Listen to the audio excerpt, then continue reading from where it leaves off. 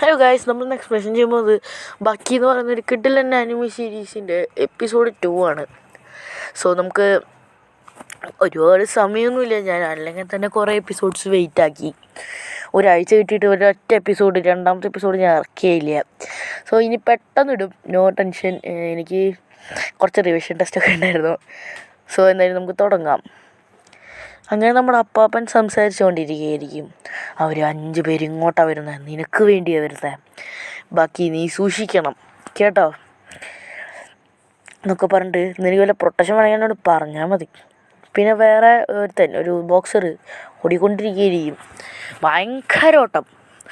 അങ്ങനെ അവിടെ ഇരിക്കേണ്ടാവുന്നതായിരിക്കും നമ്മുടെ ഡോയൽ ന്യൂസ് പേപ്പറൊക്കെ പിടിച്ചിരിക്കുന്നുണ്ടാവും. എന്നിട്ട് നമ്മുടെ ഡോയൽ അവൻ്റെ കഴുത്തിലൊരു വെട്ടിടും, കഴുത്തിലല്ല കവിളിൽ. അങ്ങനെ അവൻ്റെ തോളത്ത് പിടിക്കുമ്പോൾ അവൻ്റെ കയ്യിൽ നിന്ന് രക്തമൊക്കെ വരാൻ തുടങ്ങും.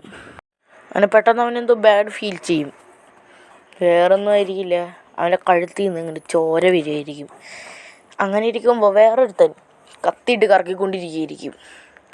എന്നിട്ട് നേരെ നമ്മുടെ ഗുണ്ടൻ്റെ കഴുത്തിൽ വെച്ചിട്ട് മര്യാദയ്ക്ക് ബാക്കിനെ കൊണ്ടുവന്നോ എന്ന് പറയും. പിന്നെ വേറൊരുത്തനാണെങ്കിൽ ഒരു വെയിറ്റ് ഇട്ടിട്ട്, ഒരു കയറിൽ വെയിറ്റ് ഇട്ട് കറക്കിക്കൊണ്ടിരിക്കും. എന്നിട്ട് ആ വെയിറ്റ് അവൻ്റെ കയ്യിൽ കൂടെ എടുത്ത് ചുറ്റിച്ച് അവൻ്റെ തലയിലുള്ള കാനങ്ങ് പൊട്ടിച്ചളയും. എന്നിട്ട് പറയും ബാക്കിനെ കൊണ്ടുവന്നോ. പിന്നെ വേറൊരുത്തൻ ആ ബുക്ക് കത്തി വെച്ചിട്ടങ്ങ് മുറിച്ചളയും. എന്നിട്ട് പറയും മര്യാദയ്ക്ക് ബാക്കീനെ അങ്ങോട്ട് കൊണ്ടുവന്നോ, അല്ലെങ്കിൽ ആ ബുക്കിന് പകരം നിൻ്റെയൊക്കെ തലയിരിക്കും പോകുന്നത്. അങ്ങനെയൊക്കെ ഭയങ്കരമായിട്ട് പറഞ്ഞിട്ട് പോയിട്ട് ബാക്കീനെ വിളിക്കുമ്പോൾ ബാക്കിയുടെ കയ്യിലുള്ള ആ കല്ലില്ലേ അതങ്ങ് പൊട്ടിച്ചളയും ബാക്കി.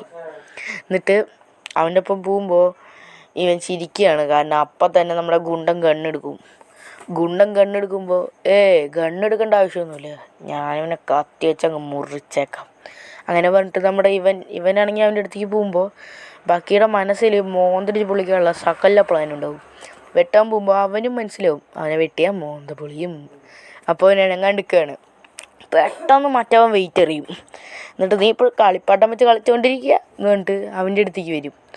എന്നിട്ട് ഇവൻ്റെ തലയിൽ ഒരുമിച്ച് ചുറ്റി നമ്മുടെ ചെക്കൻ ഇടയിലൊരു വിരലിട്ടിട്ട് ആ സാധനം അവൻ്റെ മുഖത്ത് ഇടിച്ചിട്ട് അവനവിടെ തൂക്കും. പെട്ടെന്ന് ബാക്കി വന്ന് അവൻ്റെ വയറ്റിലിടിക്കും.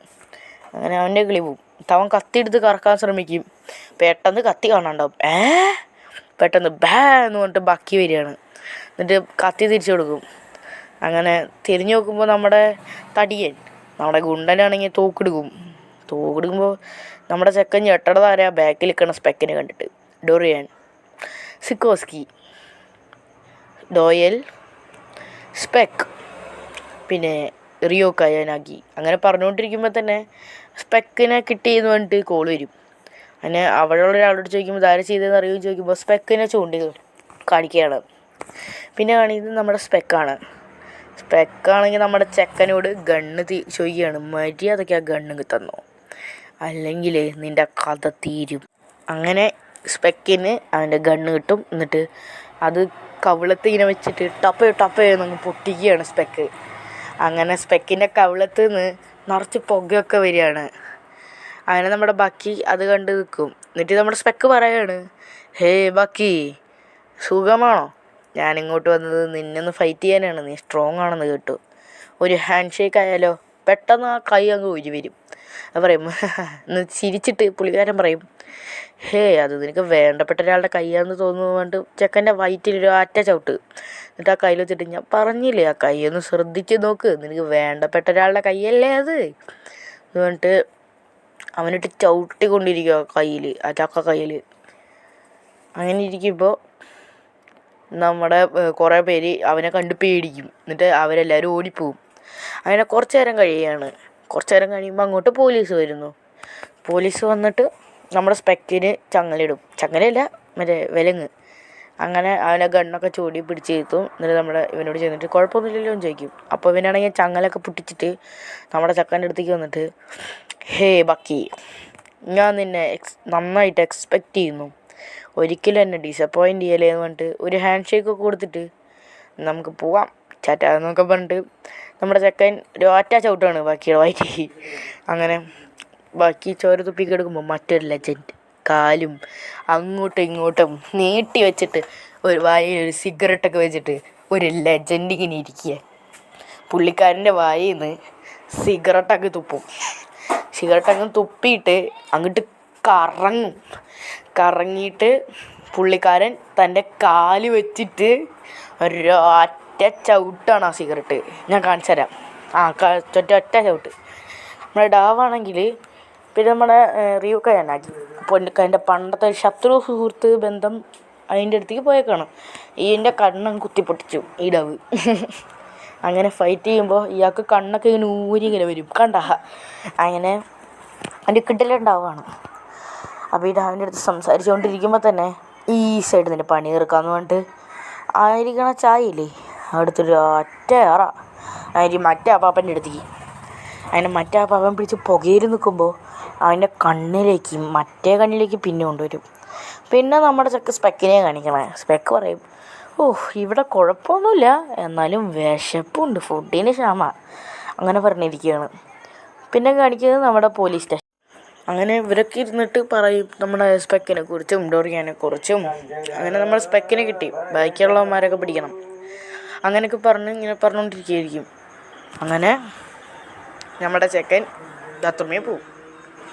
ബാത്റൂമിൽ പോകുമ്പോൾ തൊട്ടപ്പുറത്ത് വേറൊരുത്തനെ കാണും. അത് വേറെ ആരും ആയിരിക്കില്ല, സ്പെക്കായിരിക്കും. എന്നിട്ട് നമ്മുടെ സ്പെക്കാണെങ്കിൽ പറയും, എനിക്ക് വിശന്നു, അപ്പം ഞാനൊരു ഇച്ചിരി ഡംപ്ലിങ്സ് വാങ്ങാൻ പോയതാ. ഭയങ്കര കൂളായിട്ട് ഒരു ഡംപ്ലിങ്സ് എടുത്തിട്ട്, വേണോ നിനക്ക് ഡംപ്ലിങ്സ് എന്ന് പറഞ്ഞിട്ട് ആ കവറെടുത്ത് നിലത്തിട്ടിട്ട് കഴിക്കടാ എന്നിട്ട് അവൻ്റെ അണ്ണാക്കിൽ ആ ഡംപ്ലിങ്സ് അങ്ങ് തീരേക്ക് അങ്ങ് വയ്ക്കും. എന്നിട്ട് അവൻ്റെ പൊട്ടി ജയിലിൽ നോക്കി നിൽക്കണ പോലീസുകാരുടെ ബാക്കി വന്നിട്ട്, കഷ്ടമുണ്ടാ, ഞാൻ അങ്ങോട്ട് പോകുന്നില്ല. പിന്നെ കാണിക്കണത് ആ ഷോപ്പാണ്. ആ ഷോപ്പിലെ തീരുമാനമായി. പിന്നെ കാണിക്കേണ്ടത് നമ്മുടെ ഷിൻകായി. അവിടെ ഒരു ഫൈറ്റ് തുടങ്ങാൻ പോവുകയാണ്. രണ്ട് പേരാണ്, 2 പെട്ട ആൾക്കാരാണ്. അപ്പോൾ ഇതിനകത്ത് ഇവനാണ് കട്സുമി ഒറോച്ചി. ഡോപ്പോ ഒറോച്ചിയുടെ അഡോപ്റ്റഡ് സണ്ണാണ് കട്സുമി ഒറോച്ചി. ഡോപ്പോ ഒറോച്ചി ആരെന്ന് പിന്നെ പറയാം, ക്രിക്കറ്റിലുണ്ടാവുകയാണ്. പിന്നെ വരുന്നത് നമ്മുടെ കായോ റെറ്റ്സു നമ്മുടെ ബക്കിയുടെ ഒപ്പം ഫൈറ്റ് ചെയ്തിട്ടുണ്ട്. ബക്കീനെ ഏകദേശം തോക്കാറായിക്കിച്ചു. ബക്കിയാണ് ജയിച്ചത്. പിന്നെ അവർ ഫൈറ്റ് ചെയ്യുകയാണ്. പൊരിഞ്ഞ ഫൈറ്റ് എന്നൊക്കെ പറഞ്ഞാൽ അടിപൊളി ഫൈറ്റ്. നിങ്ങൾ എന്തായാലും കണ്ടു നോക്ക്, 3Dയിലൊക്കെയാണ് ഫൈറ്റ്. അങ്ങനെ കറങ്ങി അടിച്ച് ചുറ്റി പറന്ന് വന്നിട്ടായിരിക്കും നമ്മൾ ഫൈറ്റ് ചെയ്യുന്നത്. അങ്ങനെ ഫൈറ്റ് എന്നൊക്കെ പറയുകയാണെങ്കിൽ 3Dയിലൊക്കെയാണ് ഫൈറ്റ് കേട്ടോ. അങ്ങനെ അടിപൊളി ഫൈറ്റായിരിക്കും. കറങ്ങി ചുറ്റിയൊക്കെ അടിക്കുന്നുണ്ടാവും.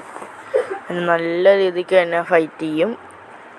അങ്ങനെ അവർ നിൽക്കുമ്പോൾ നമ്മുടെ കട്സുമി ഒറോച്ചിയുടെ മൂക്കിൽ നിന്ന് ബ്ലഡ് വരും. ആൻഡ് ഇവിടെ റച്ചുവിനെ നോക്കുമ്പോൾ റച്ചുവിൻ്റെ തലയിൽ നിന്നും ബ്ലഡ് വരും. അങ്ങനെ പറയും, കണ്ടോ ഇവനാണ് റച്ചു, ഇവൻ എന്നോട് ആവശ്യപ്പെട്ടു എൻ്റെ ഒപ്പം ഫൈറ്റ് ചെയ്യണമെന്ന്, അങ്ങനെയാണ് ഞങ്ങൾ ഫൈറ്റ് ചെയ്തത് എന്നൊക്കെ പറഞ്ഞ് നിൽക്കുമ്പോൾ പെട്ടെന്ന് അങ്ങോട്ട് ഒരു വെള്ളം മുടിയൻ കയറി വരികയാണ്. അത് മറ്റാരും ആയിരിക്കില്ല, അതായിരിക്കും ഡോറിയാൻ. സോ ഗൈസ്, ഈ എപ്പിസോഡ് നിങ്ങൾക്ക് ഇഷ്ടപ്പെട്ടെങ്കിൽ ഒന്ന് സബ്സ്ക്രൈബ് ചെയ്യുക. അടുത്ത എപ്പിസോഡ് ഇറങ്ങുമ്പോൾ നിങ്ങൾക്കത് ഉപകാരപ്പെടും, കാരണം ലിങ്ക് വരും. സോ ഞാൻ പറയുമ്പോൾ ഒരു കാര്യമുണ്ട്, നമ്മൾ ഒരു അനിമയും കൂടി എക്സ്പ്ലനേഷൻ ചെയ്യുന്നുണ്ട്. അതേതാണെന്ന് നമുക്ക് വഴിക്ക് പറയാം. So by.